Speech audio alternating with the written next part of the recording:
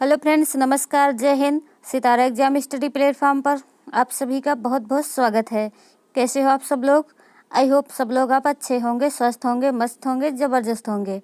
तो फ्रेंड्स, आज हम इस वीडियो के अंदर सीटेट एसएसटी के क्वेश्चंस को शामिल किया है, तो आप इनको ज़रूर देखिएगा। जो लोग चैनल पर पहली बार विजिट कर रहे हैं, चैनल को सब्सक्राइब कर बेल आइकन को प्रेस कर लीजिए, ताकि जैसे ही हम अगला वीडियो अपलोड करें तो उसका नोटिफिकेशन आपको तुरंत मिल सके। तो फ्रेंड्स, चलिए स्टार्ट करते हैं। क्वेश्चन नंबर 41 आपकी स्क्रीन पर है। लोकतंत्र में लोगों की सहभागिता पर दिए गए निम्नलिखित कथनों में से ए और आर पर विचार कीजिए और सही उत्तर का चुनाव कीजिए। ए है, लोकतंत्र में सामाजिक आंदोलन को संगठित करना सरकार और उसके कार्यों को चुनौती देने का एक तरीका है।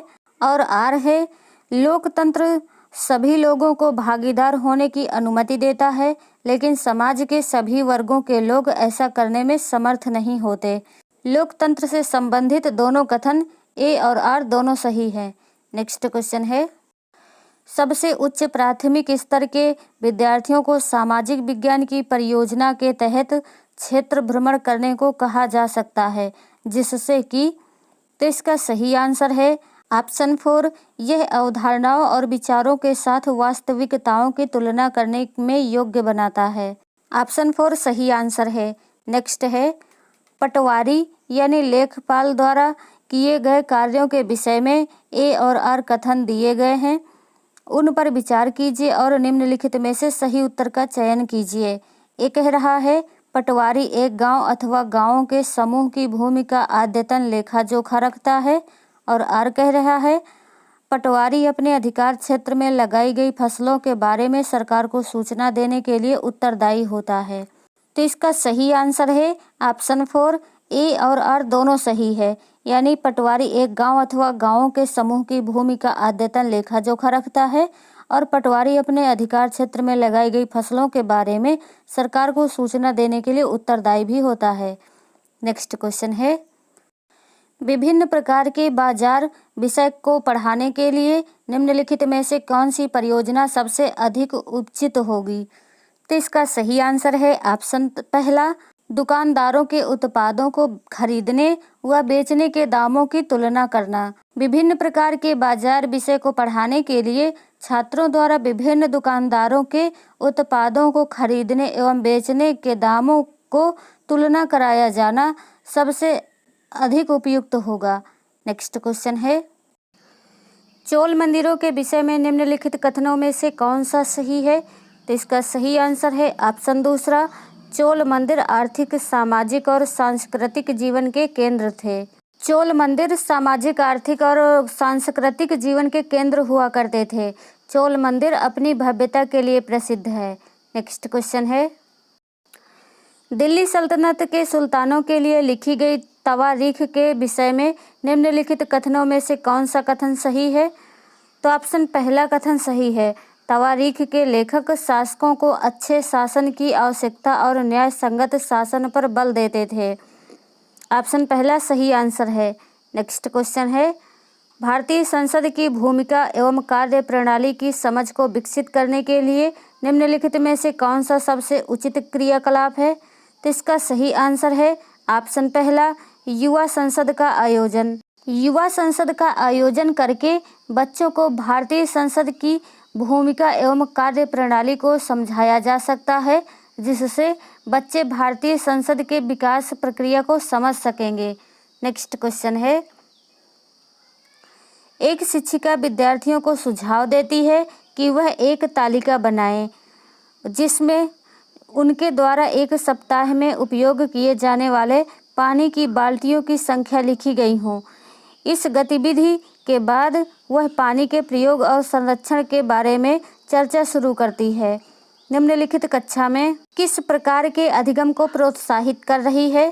तो इसका सही आंसर है ऑप्शन दूसरा, वृत्त अध्ययन विधि। पानी के प्रयोग एवं उसके संरक्षण के संबंध में जो शिक्षिका द्वारा बच्चों से तैयार करवाई गई तालिका है, वह वृत्त अध्ययन विधि के अंतर्गत आता है। इससे छात्र पानी के संरक्षण और उसके सदुपयोग के संबंध में जागरूक हो सकेंगे। नेक्स्ट क्वेश्चन है, सबसे उचित विकल्प को रिक्त स्थान में भरिए। ज्ञान और विचारों को व्यवस्थित करने के लिए अवधारणात्मक संसाधनों में समय रेखा, सारांश और सम्मिलित है। तो क्या क्या है? तो इसका सही आंसर है ऑप्शन तीसरा, सूचना मानचित्र और अवधारणा मानचित्र। ज्ञान और विचारों को व्यवस्थित करने के लिए अवधारणात्मक संसाधनों में समय रेखा, सारांश, सूचना मानचित्र और अवधारणा मानचित्र सम्मिलित है। नेक्स्ट क्वेश्चन है, एक शिक्षिका अपने विद्यार्थियों को सरकारी परियोजनाओं के बारे में जानकारी प्राथमिक स्रोतों के माध्यम से देना चाहती है। निम्नलिखित में से कौन सी योजना अनुपयुक्त होगी?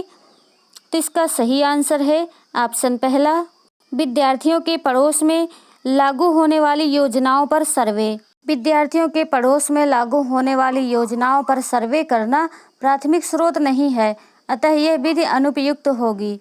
नेक्स्ट क्वेश्चन है, सामाजिक विज्ञान पर निम्नलिखित में से एक उचित और अर्थपूर्ण दत्त अभ्यास को चुनिए। तो इसका सही आंसर है ऑप्शन पहला, पाठ्य पुस्तकों में सही उत्तर ढूंढना। सामाजिक विज्ञान विषय के एक उचित और अर्थपूर्ण दत्त अभ्यास पाठ्य पुस्तकों में से सही उत्तर ढूंढना है।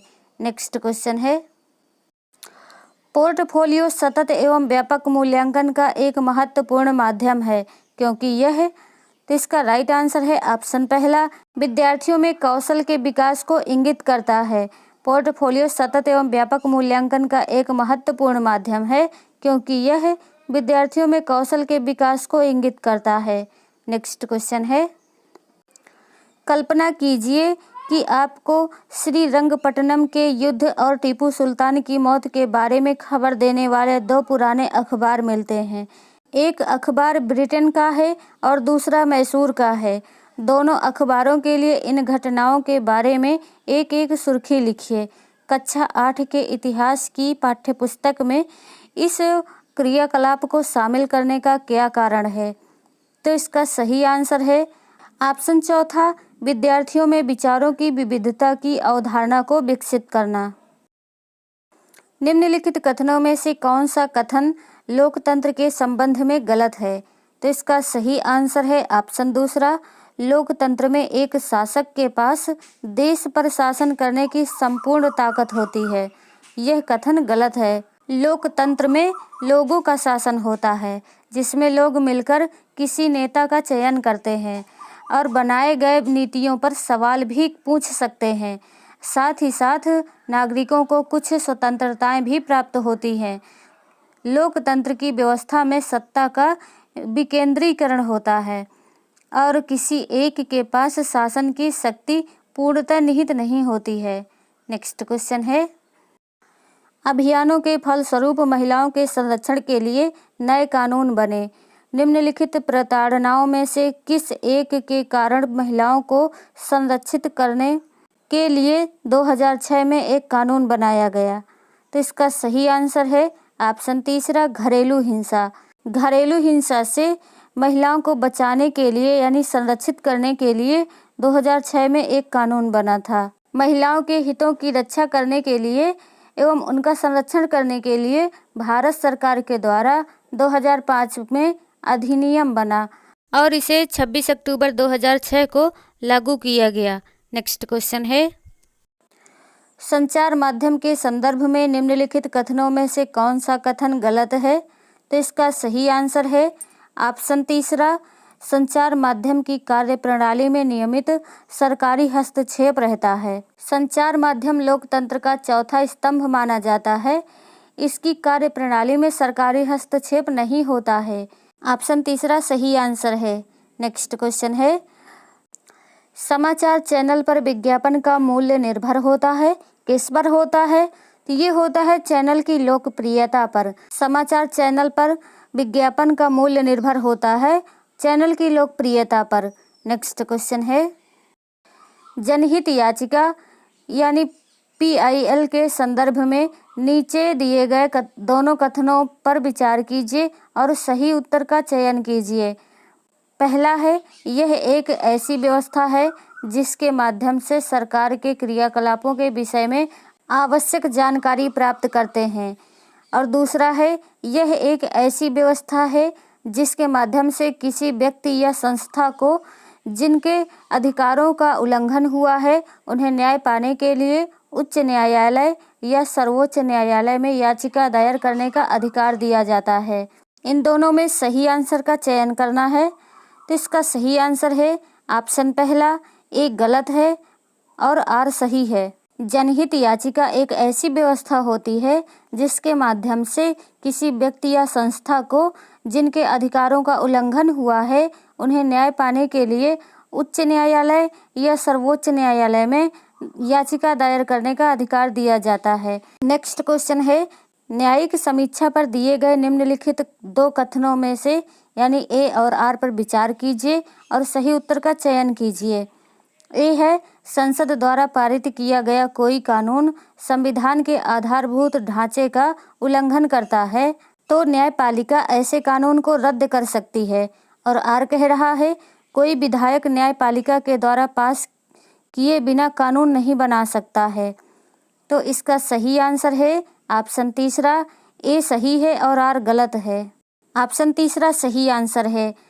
भारतीय संविधान के अनुसार संसद द्वारा पारित किया गया कोई विधेयक यदि संविधान के आधारभूत ढांचे का उल्लंघन करता है तो न्यायपालिकों को उस कानून को रद्द करने का अधिकार है। नेक्स्ट क्वेश्चन है, निम्नलिखित में से कौन सा तिब्बत का राष्ट्रीय ग्रंथ है? सिद्ध सागा, बुद्ध सागा, निर्वाण सागा या केसर सागा? तो इसका सही आंसर है ऑप्शन 4, केसर सागा। केसर सागा तिब्बत का राष्ट्रीय ग्रंथ है। तो फ्रेंड्स, आज का सेशन आपको कैसा लगा कमेंट करके ज़रूर बताइए। वीडियो को लाइक कीजिए, शेयर कीजिए, चैनल को सब्सक्राइब कीजिए। नेक्स्ट वीडियो में फिर मिलेंगे, तब तक के लिए टेक केयर, बाय बाय, जय हिंद, वंदे मातरम।